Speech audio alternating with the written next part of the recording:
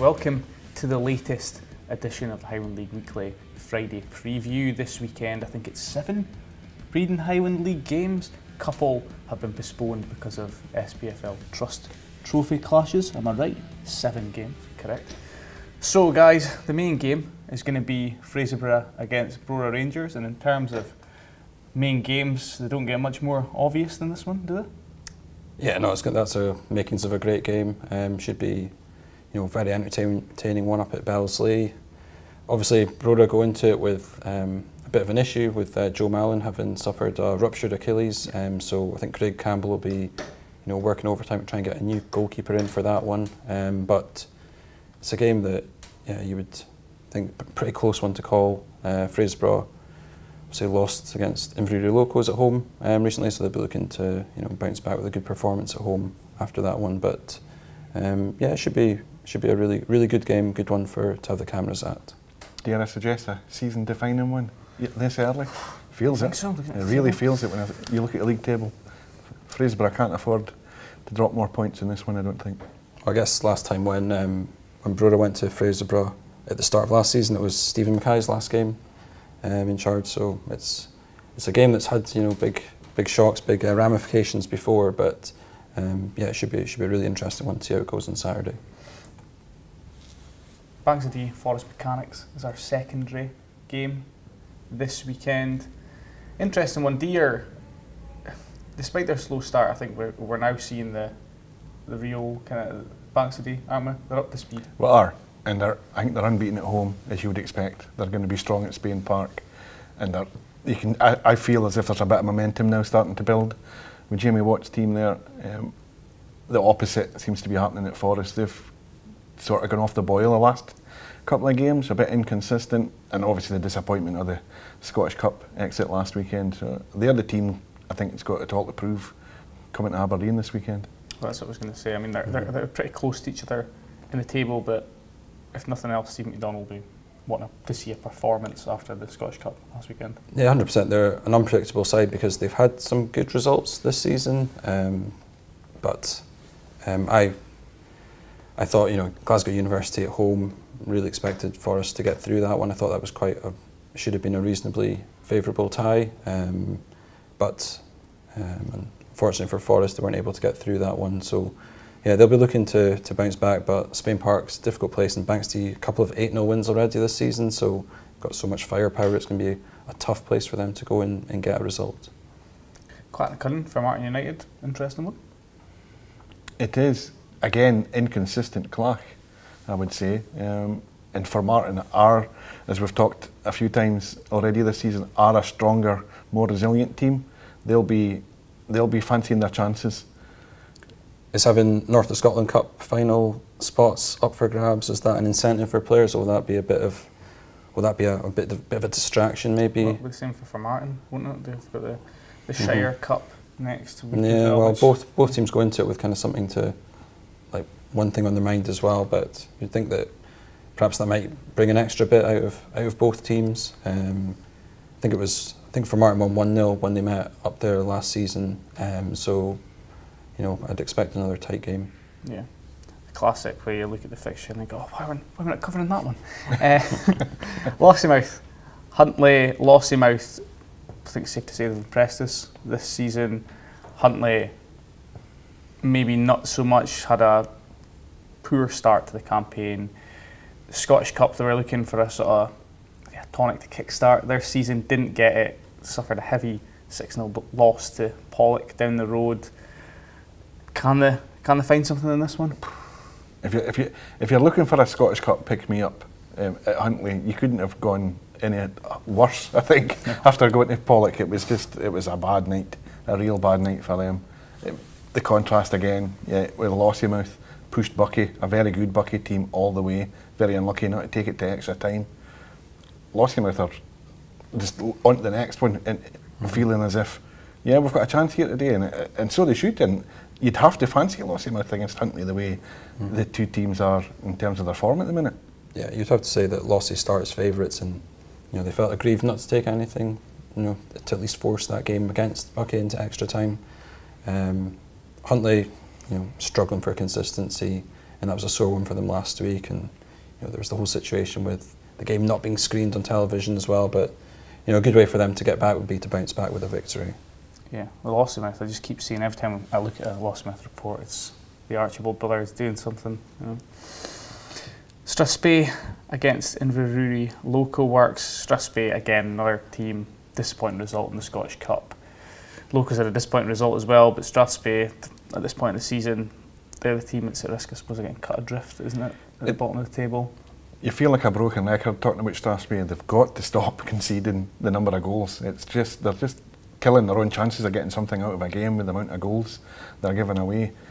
Inverurie's a funny one because they beat Fraserburgh, then they get knocked out of the cup, and you're just thinking, well, which Locals team is going to turn up this weekend?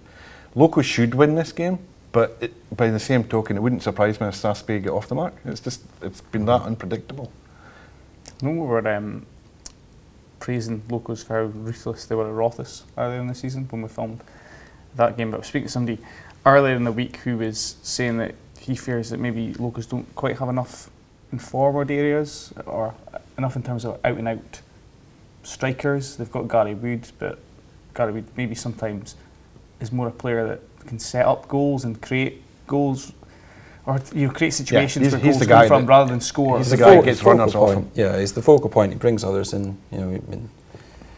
Great holding up the ball, bringing players in. But I mean, Gary can score goals as well, and almost scored a spectacular goal at the weekend. But yeah, I mean, I do think they've got attacking midfielders. They're good players there as well. But yeah, I mean, I'm sure Richard Hastings probably like to add one or two more to get a bit more strength and depth. But I think Locals have got a squad that's good enough to be pushing up the table and a bit higher than they are at the moment. Yeah, I know they've got the support from Robert Ward, players like that as well, coming from wide positions. Gary Wood, will he be suspended this weekend though, after his sending off in the Scottish Cup? Was it a straight red? It was a second booking. Then I think it would just be the Scottish Cup. Okay, one for next season then, wherever Gary is. Turriff against Devon Vale is the next game we've got to discuss. Turriff, impressive all season long to this point. Lost to Banks of Dee reasonably heavily at the weekend, but I think ultimately Dee's ability to bring 5 players of decent quality off the bench may be told in that one. Devon Vale, on the other hand, I think impressed us, despite losing to East Kilbride, when you think of the quality of East Kilbride.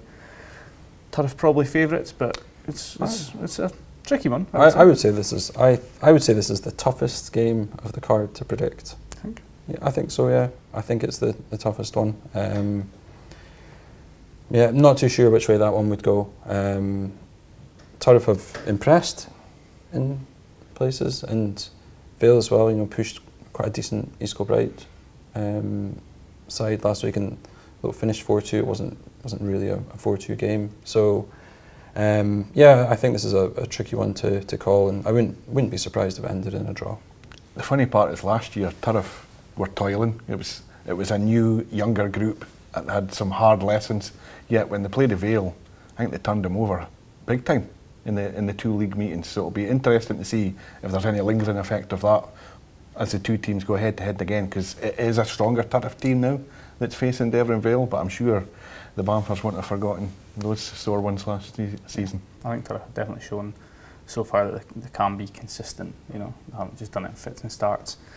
Wick Academy against Rothes, the final game of the 7 we're discussing. Wick, so impressive, best win of the Scottish Cup weekend. Part of that was, of course, playing at home. We know how strong they are there. Rothes, difficult start to the campaign. They've kind of got up and running now. I don't know if they've found their consistency yet. I know Ross Jack isn't happy yet with where his squad is in terms of people back from injuries. He's mentioned that quite a lot. I would say Wick, for me, to edge this one. I'd agree. It didn't sound as if Rothes played brilliantly against Carnoustie Panmure. So there's a bit of controversy with some of the goals, but it didn't sound like a great performance. Wick, on the other hand, especially at home, are flying this season. Really impressed with what Gary Manson's doing. So yeah, you would have to say again that Wick on their own patch would start as favourites for this one. I'd agree with that one. Rothes, it has to turn at some point for Rothes. They're too good a team, but they've got so many guys missing that you're just, until they come back, it's just there's some tough weekends ahead. It's in the short term, but it will turn for them. I just don't think it's going to be quite this weekend. Brechin City against Nairn County and Keith against Buckie Thistle aren't taking place this weekend due to Buckie and Brechin's ties in the SPFL Trust Trophy. Buckie host Linfield, which is going to be an interesting one. European football at Victoria Park. Yeah, well, that's exactly what Gary Thacker was saying, wasn't he? Saying it's the equivalent of a European tie for Buckie. It'd be interesting to see whether Linfield take many fans across, but it's quite an exciting match, I think, for Buckie to be involved in. I'm sure Graham Stewart and the players will be absolutely desperate to win that one, but I mean, Linfield had some excellent results in Europe at the start of the season, very close to qualifying for the group stages of the Europa Conference League, so a tall order. I don't know whether Linfield are taking over their strongest team or whether they'll be making a lot of changes, but an intriguing one. Yeah, I think the Linfield lineup shapes how that game goes. Yeah, but I think Buckie Thistle so far this season, what we have seen from them against Aberdeen when they played them in pre-season and when they played Ross County in the cup game, the League Cup game, was they seem to be quite good, despite not really having to do it very often in the Highland League, if at all.